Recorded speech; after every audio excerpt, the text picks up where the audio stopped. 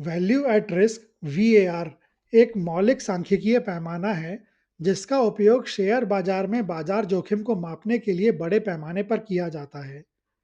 यह एक परिभाषित आत्मविश्वास स्तर और सामान्य बाजार स्थितियों को देखते हुए एक विशिष्ट समय सीमा के दौरान स्टॉक, बॉन्ड या डेरिवेटिव के पोर्टफोलियो को होने वाले अधिकतम संभावित नुकसान का अनुमान लगाता है।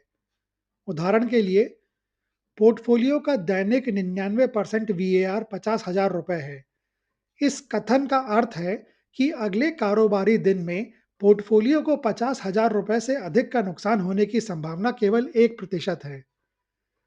यह पैमाना भारत में जोखिम प्रबंधकों और नियामकों जैसे आरबीआई और सेबी के लिए महत्वपूर्ण है, जो अक्सर बैंकों और बड़े वित्तीय संस्थाओं को पर्याप्त पूंजी भंडार बनाए रखने के लिए इसके उपयोग को अनिवार्य करते हैं। वीएआर निवेशकों की मदद करता है क्योंकि यह एक एकल, आसानी से समझने योग्य संख्या प्रदान करता है, जो पोर्टफोलियो के नकारात्मक जोखिम को संक्षेप में बताता है, जिससे विभिन्न परिसंपत्ति वर्गों के बीच सीधी तुलना संभव हो पाती है। वीएआर की गणना के 3 मुख्य तरीके हैं। पहला, ऐतिहासिक विधि, जो पिछले निफ्टी या सेंसेक्स डेटा का उपयोग करती है।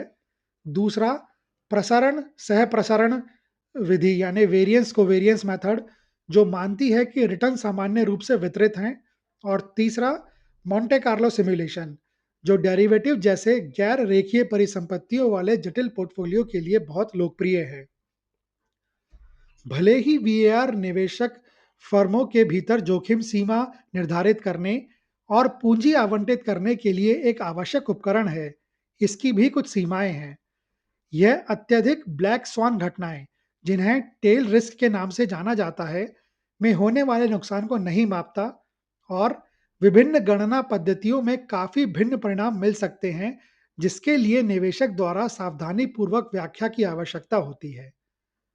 अपनी कमियों के बावजूद वीएआर बीएसई और एनएसई में बाजार जोखिम को मापने के लिए उद्योग मानक बना हुआ है।